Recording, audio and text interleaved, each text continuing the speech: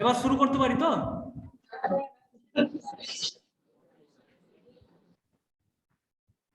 শুনতে পাচ্ছ? আমি কি এবার শুরু করব? হ্যাঁ স্যার, আপনি শুরু করে দিন। ওকে ওকে। দেখো, এটা তোমাদের বেসিক যে কনস্টিটিউশনের মানে আমাদের ভারতীয় সংবিধান যে আছে সেই সংবিধান বিষয়ে তোমাদের কতগুলো মৌলিক ধারণা যদি শোনা না যায় আমাকে, তাহলে তোমরা আমাকে বলো বা হাত তুলে তোমাদের প্রবলেম জানিও। আমি রামকৃষ্ণ মিশন বিদ্যা মন্দির থেকে পলিটিক্যাল সায়েন্স ডিপার্টমেন্টের তরফ থেকে তোমাদের সাথে যুক্ত হয়েছি। আগের দিন সন্দীপন সেন স্যার এখানে ক্লাস নিয়েছিলেন, তোমাদের সাথে কিছুক্ষণ কথাবার্তা বলেছিলেন ভারতীয় সংবিধান সম্পর্কে। তো আমি তোমাদেরকে সেই কোর্সটাই এগিয়ে নিয়ে যাব। দেখো, আমাদের প্রথমে শুরু করতে হবে যেটা দিয়ে, সেটা হচ্ছে যে আমরা প্রত্যেকেই কোনো না কোনো দেশে থাকি। আমরা হয়তো ভারতের অন্তর্গত, কিন্তু এমন পৃথিবীতে লোকজন আছে যারা ভারতের না হয়েও অন্য দেশের থাকতে পারে। কিন্তু প্রত্যেকটা দেশকে পরিচালনা করতে গেলে বা আমাদেরকে পরিচালনা করতে গেলে কতগুলো স্ট্রাকচার দরকার। আমরা মডার্ন যে স্টেট দেখি, সেই মডার্ন স্টেটে 4টে স্ট্রাকচার রয়েছে। সেই 4টে স্ট্রাকচার থেকে বলা ভালো যে ফিচার্স রয়েছে 4টে, এবং সেই 4টে ফিচার্সের অন্যতম একটা ফিচার্স হচ্ছে দা গভর্নমেন্ট। এই গভর্নমেন্ট সম্পর্কে আমরা পরে জানবো, তার আগে আমরা কনস্টিটিউশন কি সেই সম্পর্কেই বিশেষ করে শুরু করতে চাই। প্রথমেই আমরা ফোকাস করবো যে কনস্টিটিউশন কি। কনস্টিটিউশন বেসিক্যালি একটা হচ্ছে আইনের দলিল, বা যেখানে আইনগুলোকে লিপিবদ্ধ করা রয়েছে, আমরা কি করব আর কি করব না সেই বিষয়ে আমাদেরকে ধারণা দেয়। এখানে স্টেট গভর্নমেন্ট কি করবে, অর্থাৎ রাজ্য সরকার কি করবে, কেন্দ্রীয় সরকার কি করবে, কেন্দ্রীয় সরকার কিভাবে গঠিত হবে, রাজ্য সরকার কিভাবে গঠিত হবে, কেন্দ্রীয় সরকারের এজেন্সিগুলো কিভাবে কাজ করবে, রাজ্য সরকারের যে শাখাগুলো রয়েছে তারা কিভাবে কাজ করবে, সমস্ত ব্যাপারে আমাদেরকে ইনফর্ম করে, আমাদেরকে বলে যে কোনটা করা যাবে এবং কোনটা করা যাবে না। এখন প্রশ্ন হচ্ছে যে এই কনস্টিটিউশন বা এই যে সংবিধান, তা আমরা মেনে চলবো কেন? যদি প্রিয়াম্বেলে তোমরা দেখো, তোমাদের বইয়ের প্রথমেই প্রিয়াম্বেল দেওয়া আছে। প্রিয়াম্বেল বলতে হচ্ছে প্রস্তাবনা। সেই প্রস্তাবনাতেই দেওয়া আছে যে আমরা আমাদের নিজেদেরকে এই কনস্টিটিউশনে বা এই সংবিধানে সমর্পণ করছি। অর্থাৎ কনস্টিটিউশনে যে কথাগুলো বলা আছে, যে আইনগুলোর কথা বলা আছে, সেইগুলো আমরা সবাই মেনে চলব, সেইগুলো অনুযায়ী কাজ করব, সেইটা কিন্তু আমরা মেনে নিই প্রত্যক্ষ বা পরোক্ষভাবে। সেটার অনুযায়ী আমরা চলার অঙ্গীকার করি এবং সেই মতো আমরা চলি। এখন প্রত্যেকটা মানুষ যদি নিজের মতো চলতে থাকে, তাহলে দেশে কিন্তু কেউ সুস্থ থাকবে না। প্রত্যেকটা মানুষের ইচ্ছে মতো যদি চলতে থাকে, তাহলে সেখানে কিন্তু অবধারিতভাবে সমস্যার সৃষ্টি হবে। যদি দেখো, তোমরা রাস্তায় যখন চলো, তখন সেখানে যখন গাড়ি চলে রাস্তায়, সেখানে ট্রাফিক পুলিশ থাকে। ট্রাফিক পুলিশ কি করে? ট্রাফিক পুলিশ হচ্ছে গাড়িগুলোকে নিয়ন্ত্রণ করে। এই নিয়ন্ত্রণের ক্ষমতা তাকে রাষ্ট্র দেয়। যদি নিয়ন্ত্রণ না করতো, তাহলে কি হতো? নিয়ন্ত্রণ না করলে যে কোনো সময় যে কোনো ভাবে অ্যাক্সিডেন্ট হওয়ার সম্ভাবনা থাকতো। সুতরাং কনস্টিটিউশন এমন একটা বিষয় বা এমন কতগুলো আইন, যে আইনগুলো আমরা যদি না মেনে চলি, তাহলে এই রাজ্য তথা আমরা যেভাবে চলছি সেই সুন্দরভাবে জীবনযাপন করতে পারবো না। সবাইকে সুন্দরভাবে জীবনযাপন করতে যাতে পারি, সবাই আমরা যাতে সুন্দরভাবে জীবনযাপন করতে পারি, তার জন্য একটা স্টেটকে পরিচালনা করতে হবে, একটা রাষ্ট্রকে পরিচালনা করতে হবে। কিন্তু রাষ্ট্র তো এমনি তাকে চোখে দেখা যায় না, কিন্তু তার প্রতিষ্ঠানগুলোকে আমরা চোখে দেখতে পাই। সেই প্রতিষ্ঠানগুলো যদি ঠিকঠাক না কাজ করে, তাহলে তো রাষ্ট্র ঠিকঠাক ভাবে চলতে পারবে না। তাহলে রাষ্ট্রকেও চলার জন্য কতগুলো নিয়মের প্রয়োজন রয়েছে। আমরা সবাই বাড়িতে বাবা মার কথা শুনেছি, সেগুলো হয়তো লেখা নেই কোথাও, কিন্তু সেই নিয়মগুলো আমাদেরকে মেনে চলতে হয়। রাতে কটার সময় ফিরতে হবে, রাতে বেরোনো যাবে কি যাবে না, সেই সমস্ত বিষয় আমাদেরকে নির্ধারণ করে দেয়। যদি আমরা তার সেই নিয়ম না মানি, তাহলে সেই ঝামেলার সৃষ্টি হয় বা আমরা কোনো সমস্যার সম্মুখীন হতে পারি। সেই রকম রাষ্ট্র যদি কোনো নিয়ম কানুন না মেনে চলে, এত বড় রাষ্ট্র পরিচালনা করাও কখনো সম্ভব নয়। সেই ভেবে আমরা যখন ইংরেজদের থেকে স্বাধীনতা পাচ্ছি, তারপরে আমাদের এরকম একটা কোনো বিধিবদ্ধ আইনের প্রয়োজনীয়তা দেখা যাচ্ছে, যে আইন অনুযায়ী কিনা রাষ্ট্র আমাদেরকে পরিচালিত করবে। অর্থাৎ দেখো, রাষ্ট্র এমন একটা প্রতিষ্ঠান, সেও কোনো সময় আমাদের এগেনস্টে অন্যায় করতে পারে, আমাদের বিরুদ্ধে অন্যায় করতে পারে। যদি তাই হয়, তাহলে আমাদের বেঁচে থাকার অধিকার, আমাদের সুস্থভাবে জীবনযাপন করার অধিকার, সেগুলো আমরা পাবো না। সুতরাং রাষ্ট্র যে মেকানিজম, রাষ্ট্র যে ব্যবস্থা, সেই ব্যবস্থাও কিন্তু চলার জন্য কতগুলো আইনের প্রয়োজন রয়েছে। সেই আইনই হচ্ছে কনস্টিটিউশন। আমাদের এখানে তোমরা জানবে বা পরে পড়বে যে যুক্তরাষ্ট্রীয় ব্যবস্থা। যুক্তরাষ্ট্রীয় ব্যবস্থা বলতে কি, কেন্দ্রের একটা ইউনিয়ন গভর্নমেন্ট রয়েছে এবং কতগুলো স্টেট গভর্নমেন্ট রয়েছে। এই ইউনিয়ন গভর্নমেন্ট এবং স্টেট গভর্নমেন্টস গুলোকে নিয়ে আমাদের পুরো রাষ্ট্র ব্যবস্থা তৈরি হয়। এটাও কিন্তু কনস্টিটিউশন অনুযায়ী বলা রয়েছে যে কিভাবে ইউনিয়ন গভর্নমেন্ট কাজ করবে, কিভাবে স্টেট গভর্নমেন্ট গুলো কাজ করবে। সুতরাং কনস্টিটিউশনই সবকিছু নির্ধারণ করছে, কনস্টিটিউশনের বাইরে কিছু নেই। কনস্টিটিউশনের আইনের বাইরে কিছু হতে পারে না।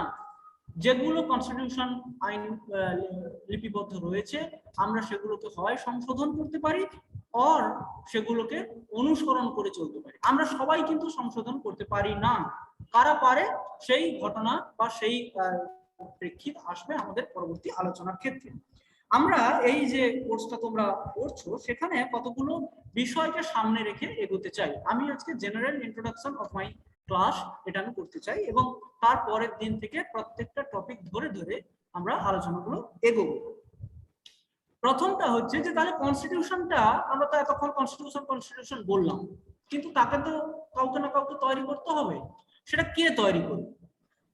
এখন বক্তব্য হচ্ছে যে কেউ একজন, যদি কোনো একজন ব্যক্তি বা ব্যক্তিবর্গ যদি তৈরি করে, অন্যেরা সেটাকে না মানার প্রবণতা অনেক বেশি। আমরা সেটাকে মানবো কেন? এটাই হচ্ছে মূল প্রশ্ন। যখন স্বাধীনতা প্রাপ্তি হচ্ছে, ইংরেজরা যখন আমাদের হাতে ক্ষমতা তুলে দিচ্ছেন বা আমরা যখন স্বাধীন হচ্ছি, তখন আমাদের কিন্তু এরকম কোনো কনস্টিটিউশন নেই। এতদিন পর্যন্ত ইংরেজ আইন অনুযায়ী আমাদের সমস্ত শাসন কাঠামো পরিচালিত হতো। কিন্তু যখন আমরা স্বাধীন হচ্ছি, তখন তো আমাদের নিজস্ব আইন কানুন দরকার। সেই জন্য, এবং নিজস্ব আইন কানুন দরকার, তার সাথে সাথে এটাও দরকার যে আমরা সেই আইনগুলোকে মেনে চলব। কিন্তু যদি কেউ তৈরি করে আইন, আর আমরা যদি সেটাকে মান্যতা না দিই, এই প্রসঙ্গ আসতেই পারে। সুতরাং এটা সম্পর্কে যারা তৎকালীন নেতৃত্ব বলবো, তারাও কিন্তু সচেতন ছিলেন যে একজন আইন তৈরি করলো কিন্তু অন্যজন মানলো না, সেটাও হতে পারে। তার জন্য কি করা হলো, এমন একটা ব্যবস্থা বের করা হলো যে ব্যবস্থাটা অনুযায়ী মনে হবে যে আমরাই আমাদেরকে শাসন করছি। গণতান্ত্রিক ব্যবস্থায় একটা কথা আছে যে জনগণের প্রতি, জনগণের দ্বারা, জনগণের শাসন। সুতরাং আমরা যে আইন মেনে চলবো, সেটাকে মনে হবে যে আমরাই তো তৈরি করলাম। সুতরাং আমরাই যখন তৈরি করলাম, তাহলে আমরা সেটা মানবো না কেন? তাহলে এমন একটা মেকানিজম তৈরি করতে হবে, এমন একটা মেকানিজম বানাতে হবে, যেটা অনুযায়ী যে আইনগুলোকে মনে হয় যে এটা তো আমরাই তৈরি করেছি, সুতরাং এটা না মানার কিছু নেই। এই পদ্ধতিটাকে, এই যে ব্যবস্থা বা কনস্টিটিউশন বা সংবিধান তৈরি করার যে আদি পর্ব, এভাবেই চিন্তা ভাবনা করে শুরু হচ্ছে। তাহলে সেটা কারা করবে? যে সংস্থা সেটাকে করবে। আমি আগেও বললাম যে কোনো একজন ব্যক্তি তৈরি করতে পারেন না। যদি একজন ব্যক্তি তৈরি করেন, তাহলে স্বাধীন দেশের অন্যান্য ব্যক্তি সেটা নাও মানতে পারে। সুতরাং সেখানে ওই না মানার প্রশ্ন থেকেই একটা প্রতিষ্ঠান, সেটার ধারণা চলে আসছে যে তাহলে একটা প্রতিষ্ঠান যদি করা যায়, একটা ব্যবস্থা যদি করা যায়, তারাই যদি ফ্রেম করে কনস্টিটিউশন, তারাই যদি তৈরি করে কনস্টিটিউশন, এবং তারা যদি আমাদের প্রতিনিধি হয়। আমরা ভোট দিয়ে কি করি? প্রতিনিধি পাঠাই, তাই না? বর্তমানে যে বিধানসভার ভোট হয়, যে লোকসভার ভোট হয়, যাদেরকে আমরা এমএলএ বা এমপি, মেম্বার অফ পার্লামেন্ট বা মেম্বার অফ লেজিসলেটিভ অ্যাসেম্বলি হিসেবে জানি, তাদেরকে আমরা ভোটের মাধ্যমে পাঠাই। এইরকম ভাবে তাহলে আমরা তো সরাসরি ভাবে আমাদেরকে শাসন করছি না, আমাদের জন্য আইন তৈরি করছি না। আমরা কতজন লোককে, রিপ্রেজেন্টেটিভকে পাঠিয়েছি, আমরা কতজন ব্যক্তিকে পাঠিয়েছি যারা আমাদের জন্য আইন তৈরি করবে, এবং সেই আইন আমরা মেনে নেব। তার কারণ আমরাই তো ভোট দিয়ে জিতিয়েছি, আমাদের কনসেন্ট তার সাথে আছে, আমাদের সম্মতি তার সাথে আছে। আমরা যখনই তাকে নির্বাচিত করছি তখনই মনে করছি যে আমি তোমাকে বা এই প্রতিনিধিকে লোকসভায় অথবা বিধানসভায় পাঠাচ্ছি, যে প্রতিনিধি আমার হয়ে আইন তৈরি করবে। তাহলে এখানে দেখো আর একটা প্রশ্ন এসে যায় যে কনস্টিটিউশন একজন তৈরি করলে অপরজন মানবে না, কিন্তু সবাই মিলে তো কনস্টিটিউশন তৈরি করতে পারে না। সবার সেই অভিজ্ঞতা নেই, সবার সেই পারদর্শিতা নেই, সবার মধ্যে একটা, যদি সবাই মিলে একটা করতে চায়, তাহলে সেখানে ক্যাওস বেশি হতে পারে। ক্যাওস মানে সংঘাত বেশি হতে পারে। তোমরা ধরো ক্লাসে সবাই কি সব বিষয় ঠিক করেন? না, করেন না। হয়তো কোনো স্যার ঠিক করেন, বা স্যারেদের কমিটি ঠিক করেন, অথবা অন্য কেউ সেটাকে ঠিক করে থাকেন। সুতরাং আমাদের যে কনস্টিটিউশনটা আমরা মেনে চলবো, সেইটার জন্য যে প্রতিষ্ঠানটা তৈরি করার প্রয়াস নেওয়া হলো, সেটাকে বলা হচ্ছে যে গণপরিষদ, দা কনস্টিটিউয়েন্ট অ্যাসেম্বলি, গণপরিষদ। এই গণপরিষদে কারা থাকবে? সেখানে নির্বাচিত প্রতিনিধি থাকবে। যেহেতু আমি আগে বললাম যে কনস্টিটিউশন বা সংবিধান সবার দ্বারা তৈরি করা সম্ভব নয়, সেখানে নির্বাচিত সদস্যরাও থাকবেন, সেখানে মনোনীত সদস্যরাও থাকবেন, সেখানে অন্যান্য ব্যক্তিরাও থাকবেন। তাদেরকে নিয়ে একটা বডি তৈরি হবে, যে বডিটা আমাদের জন্য আইন তৈরি করবে বা সংবিধান তৈরি করবে। এখন এটাও মনে রাখতে হবে যে there are so much diversity, আমাদের দেশে বৈচিত্র্যের শেষ নেই, যার জন্য বলা হয় যে বৈচিত্র্যের মধ্যে ঐক্য হচ্ছে ভারত। সেই এত মানুষ আছে, এত ধর্ম আছে, এত ভাষা আছে, এত বর্ণ আছে, তাদের জন্য কনস্টিটিউশন তৈরি করাটা কিন্তু খুব সহজ একটা ব্যাপার নয়। কারণ কোনো একটা বিষয়, কোনো একটা মানুষ, কোনো একটা সম্প্রদায়ের মানুষের ভাবাবেগকে আঘাত করতে পারে। তাহলে সেই সমস্ত দিককে বিবেচনা করে এমন একটা কনস্টিটিউশন তৈরি করতে হবে যাতে সবার অধিকার রক্ষা হয়। যে ভাষাভাষীর মানুষ রয়েছে তাদের অধিকার রক্ষা করতে হবে, যে সম্প্রদায়ের মানুষ রয়েছে, অর্থাৎ যিনি হিন্দু, যিনি মুসলিম, যিনি খ্রিস্টান, বৌদ্ধ, জৈন, পার্সি, যারাই থাকুক না কেন, তাদের সবার যাতে অধিকার রক্ষা হয় সেটাও আমাদেরকে দেখতে হবে। আবার দেখতে হবে যে রাষ্ট্র যাতে আমাদেরকে কোনোভাবে আমাদের যে বেসিক নিডস গুলো রয়েছে সেখান থেকে হটিয়ে না দিতে পারে। সুতরাং এই কনস্টিটিউয়েন্ট অ্যাসেম্বলি বা গণপরিষদ যাদেরকে, যে সংস্থাটাকে বলছি, সেই গণপরিষদ আমাদের জন্য সংবিধান তৈরির ভাবনা নেয়, এবং প্রায় 3 বছরের কঠোর পরিশ্রমে এই সংবিধান তৈরি হয়। কারণ বুঝতেই পারছো, সদ্য স্বাধীনতাপ্রাপ্ত দেশ, সেই স্বাধীনতাপ্রাপ্ত দেশে প্রচুর ধরনের সমস্যা রয়েছে। সেখানে কোনো সেই অর্থে এতদিন পর্যন্ত ইংরেজের শাসন ছিল, কিন্তু যখন আমাদের দেশীয় শাসন তৈরি হচ্ছে তার প্রতি মানুষের যাতে আস্থা থাকে, সেই জন্য আমাদেরকে দেখতে হবে। সুতরাং 3 বছরের কঠোর পরিশ্রমে বিভিন্ন দেশের থেকে বিভিন্ন বিষয়গুলো অ্যাডপ্ট মানে নেওয়া হয়েছে। ধরো মৌলিক অধিকারের ধারণা কোনো দেশের সংবিধান থেকে নেওয়া হয়েছে, যে ফেডারেল স্ট্রাকচারের ধারণা কোনো একটা দেশ থেকে নেওয়া হয়েছে, মৌলিক কর্তব্যের ধারণা কোনো একটা দেশের সংবিধান থেকে নেওয়া হয়েছে। বিভিন্ন দেশের সংবিধান থেকে আমরা বিভিন্ন বিষয় তাদের দর্শন নিয়েছি, নিয়ে একটা এমন কনস্টিটিউশন তৈরি করেছি যে কনস্টিটিউশনটা হলো পৃথিবীর সর্ববৃহৎ লিখিত সংবিধান। এখানে লিখিত কথাটা কেন বললাম? লিখিত কারণ এখানে ধরো তোমাদের মধ্যে কোনো মৌখিক চুক্তি হলো যে আমরা ক্লাসে কোনো ডিস্টার্ব করব না, কিন্তু দেখা গেল তার পরের দিন এসে সেই মৌখিক যে চুক্তি সেটা রাখার স্কুল যদি না শোনো তাহলে চুপ করে বসে থাকো, আর যদি না ভালো লাগে তাহলে ডিস্টার্ব করো না। সেখানে আমরা দেখব যে এমন একটা বিষয় যেটাকে এই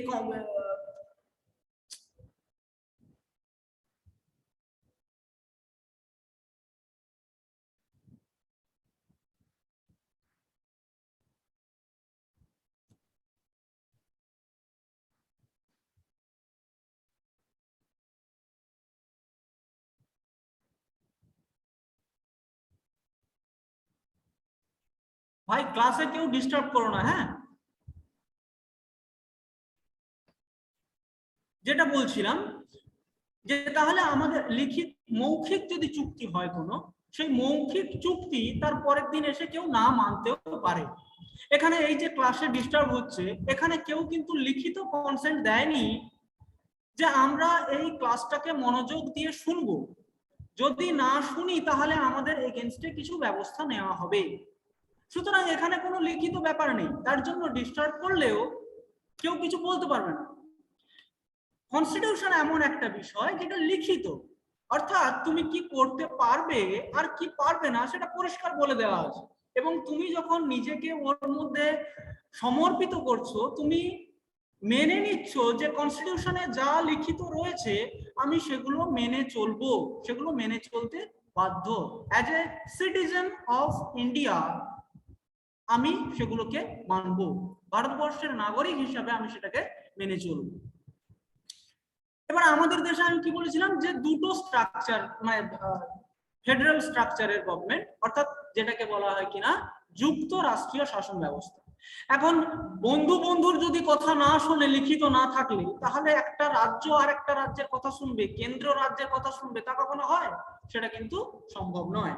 তার জন্য রাজ্যগুলো ঠিক কি কথা শুনবে, রাজ্যগুলো কোন কোন বিষয়ে অধিকার ভোগ করবে, কোন কোন বিষয়ে স্বাধীনতা ভোগ করবে, কোন কোন বিষয়ে আইন বানাতে পারবে, আর কেন্দ্রগুলো কোন কোন বিষয়ে আইন বানাতে পারবে, কেন্দ্রগুলো নয়, কেন্দ্র কোন কোন বিষয়ে আইন বানাতে পারবে, সে সমস্ত কিন্তু লিখিত আকারে দেওয়া রয়েছে। আর একটা বিষয় কি, তাহলে প্রিয়াম্বেল আমাদেরকে পুরো কনস্টিটিউশনের কতগুলো বেসিক ওয়ার্ডস এর সাথে পরিচয় করায়, যে ওয়ার্ড গুলো দেখে আমরা বুঝতে পারবো যে আসলে কনস্টিটিউশনটার চরিত্র কিরকম।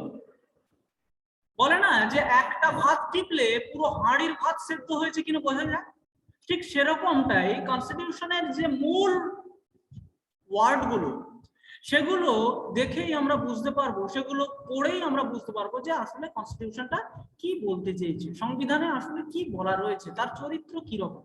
সেটাই হচ্ছে প্রথম আমাদের যে প্রিয়াম্বেলটা, সেটাই হচ্ছে আমাদের আলোচনার প্রথম বিষয়। দ্বিতীয় বিষয় হচ্ছে the fundamental rights and fundamental duties. দেখো তোমরা সবাই ক্লাসে এসছো, ক্লাসে এসে তোমাদের অধিকার রয়েছে যে তোমরা পড়াশোনা শিখবে, আমি এটা কনস্টিটিউশনের বাইরে গিয়ে বলছি। তেমন মৌলিক কর্তব্য রয়েছে যে তোমরা ক্লাসে চুপচাপ বসবে, যদি চুপচাপ নাই বসো তাহলে তোমরা অধিকার কি করে দায়ী করবে যে আমার এটা অধিকার? তাহলে মৌলিক অধিকার তার সাথে সাথে কিন্তু মৌলিক কর্তব্যও যায়। এবার কেন মৌলিক অধিকার, মৌলিক কথাটা কেন ব্যবহার করা হলো, মৌলিক কেন, ফান্ডামেন্টাল কেন? কারণ যে অধিকারগুলো মানুষকে বেঁচে থাকতে এবং বড় হতে সহযোগিতা করে, সাহায্য করে, সেই অধিকারগুলোই হচ্ছে মৌলিক। মানে অনেক ধরনের অধিকার হতে পারে, সব অধিকারগুলোকে মৌলিক বলা হচ্ছে না। তার কারণ সব অধিকার না হলেও যে অধিকারগুলো থাকলে আমরা মোটামুটি জীবন ধারণ করতে পারবো, সুস্থভাবে বেঁচে থাকতে পারবো, ডেভেলপমেন্ট করতে পারবো, that is those are the fundamental rights, যে সেগুলো হচ্ছে মৌলিক অধিকার। এখন কেন মৌলিক অধিকারের কথা কনস্টিটিউশনে বলা হলো? কারণ আমি আগেও বলেছি যে কনস্টিটিউশনটা হচ্ছে যে কি করব আর কি করব না সেটার একটা লিখিত দলিল। মৌলিক অধিকারগুলো বলা রয়েছে যে স্টেট মানে রাষ্ট্র আমাদেরকে কতগুলো মৌলিক অধিকার দেবে, যেমন স্বাধীনতার অধিকার, যেমন সাম্যের অধিকার, সেগুলো আমরা পরে আলোচনা করব, একদিন ধরে ধরে আলোচনা করব। সেই অধিকারগুলো আমাদেরকে দেবে। এখন যদি না দেয়, মানে যদি লেখা না থাকতো তাহলে কি হতো? তাহলে ওই ক্যাওসের সৃষ্টি হতো, যেটা মানুষজনের মধ্যে স্বাভাবিক প্রবণতা, এবং রাষ্ট্রের মধ্যেও সেই প্রবণতা লক্ষ্য করতো যে যদি কোথাও লেখা না থাকতো যে কোনগুলো মৌলিক অধিকার, অর্থাৎ রাষ্ট্রকে কোনগুলো দিতেই হবে মাস্ট তার নাগরিকদের, সেটা যদি লেখা না থাকতো তাহলে রাষ্ট্রের কোনো বাধ্যবাধকতা থাকতো না কিন্তু যে সেগুলোকে দেয়। এবার ওই যে মৌলিক অধিকারগুলো লেখা রয়েছে, তার কারণ মৌলিক অধিকারগুলোকে বলা হচ্ছে মৌলিক, তার কারণ হচ্ছে যে যদি কোনো সময় কোনোভাবে রাষ্ট্র আমাদেরকে ওই মৌলিক অধিকারগুলো না দেয় তাহলে আমরা কিন্তু সেই বিষয়ে সুপ্রিম কোর্ট অথবা হাইকোর্ট তাদের কাছে যেতে পারবো। অর্থাৎ আমাদের যে বিচার বিভাগীয় ব্যবস্থা রয়েছে সেই বিচার বিভাগীয় ব্যবস্থাতে আমরা গিয়ে রাষ্ট্র কেন আমাদের মৌলিক অধিকার থেকে বঞ্চিত করলো সেইটা আমরা শুনতে পারবো। সুতরাং এর সাথে সাথেই তাহলে এটা গেল মৌলিক অধিকারের বিষয়। তাহলে যে মুহূর্তে আমি ভারতবর্ষের নাগরিক, যে মুহূর্তে আমি এখানকার নাগরিকত্ব পেলাম বা নাগরিক হয়ে উঠলাম, সেই মুহূর্ত থেকে অর্থাৎ জন্ম থেকেই আমি কিছু মৌলিক অধিকার নিয়ে জন্ম হলাম, যার জন্য সেটা আমি পাবোই রাষ্ট্রের কাছে। আমাদের জন্ম থেকে মৃত্যু পর্যন্ত একেবারে বার্থ সার্টিফিকেট থেকে বা তারও আগে থেকে মাতৃগর্ভের অবস্থা থেকে একেবারে মৃত্যু, যতক্ষণ না পর্যন্ত আমরা শেষ হয়ে যাচ্ছি, ছাই হয়ে যাচ্ছে, ততক্ষণ পর্যন্ত কিন্তু রাষ্ট্রের নিয়ন্ত্রণাধীনে থাকি, রাষ্ট্রের নজরদারিতে থাকি। ফার্স্ট বার্থ সার্টিফিকেটটা আমাকে পেতে হবে, আর লাস্ট হচ্ছে আমার জেনারেশনকে ডেথ সার্টিফিকেটটা জোগাড় করতে হবে। এটা হচ্ছে ইম্পর্টেন্ট ব্যাপার। সুতরাং রাষ্ট্র সব জায়গাতে জড়িয়ে আছে। আমি বিয়ে করতে গেলেও জড়িয়ে আছে, আমি যে কোনো জায়গাতে যেতে গেলে জড়িয়ে আছে, আমার মৃত্যুতেও জড়িয়ে আছে, আমার জীবনেও জড়িয়ে আছে। অর্থাৎ আমি জন্ম হলেও রাষ্ট্রের থেকে সার্টিফিকেট নিতে হবে, আমি মারা গেলেও রাষ্ট্রের থেকে সার্টিফিকেট নিতে হবে। সুতরাং রাষ্ট্রের বাইরে কিছু নেই। তাহলে যদি আমাকে এখানে সুস্থভাবে জীবনযাপন করতে হয়, রাষ্ট্রের থেকে লিখিত সম্মতি, আমি যেটার কথা বারবার বলছি যে লিখিত সম্মতি দরকার, বা একটা লিখিত কোনো বিষয় আছে যেটাকে রাষ্ট্র মেনে চলবে, যে কনস্টিটিউশনে এই অধিকারগুলো আমি নাগরিকদের দেব, তার অন্যথা করব না। যদি করি তার এগেনস্টে নাগরিক আমার বিরুদ্ধে কোথায় যেতে পারে, আর বিচার ব্যবস্থা যে রয়েছে সেই বিচার ব্যবস্থায় যেতে পারে। এখন তারপরে যে জায়গাগুলো আসছে সেটা হচ্ছে যে ফান্ডামেন্টাল ডিউটিস। তুমি শুধু অধিকার ভোগ করবে, শিক্ষার অধিকারও আমাদের দেশে রয়েছে, শুধু অধিকার ভোগ করবে কিন্তু কোনো কর্তব্য পালন করবে না, তা কিন্তু হয় না। তোমাকে অধিকারের সাথে সাথে কিছু কর্তব্য পালন করতে হবে। কি কি কর্তব্য পালন করতে হবে সেটা আমাদেরকে আমরা পরের ক্লাসগুলোতে জানবো। সেখানে 11টা মৌলিক কর্তব্যের কথা বলা আছে, সেই মৌলিক কর্তব্যগুলোকে আমাদেরকে পালন করতে হয়। তবে এই মৌলিক কর্তব্য যদি কেউ না পালন করে তার ক্ষেত্রে আইনি কোনো ব্যবস্থা সেইভাবে নেওয়া যায় না, যেটা ফান্ডামেন্টাল রাইটস এর ক্ষেত্রে নেওয়া যায়। যদি কোনো ব্যক্তি, কোনো প্রতিষ্ঠান, রাষ্ট্র হতে পারে, সেখানে সে যদি মৌলিক অধিকার ভঙ্গ করে, মৌলিক অধিকার যদি না দেয়, তাহলে সেক্ষেত্রে আমরা তার এগেনস্টে যেতে পারি, কিন্তু মৌলিক কর্তব্যের ক্ষেত্রে সেটা করা অতটা সহজ মানে করা যায় না। নেক্সট হচ্ছে the directive principles of state policy. Directive principles গুলো কি কি বলা আছে? ডিরেক্টিভ প্রিন্সিপালস হচ্ছে এমন কতগুলো নীতি, সেই নীতিগুলো রাষ্ট্র বিভিন্ন সময় আইন তৈরি করার মাধ্যমে অ্যাপ্লাই করতে পারে। আমরা কি কি ডিরেক্টিভ প্রিন্সিপালস গুলো রয়েছে এবং সেটা কিভাবে বিভিন্ন সময় ইয়ে করা যায় তা আমরা সেটাকে দেখব।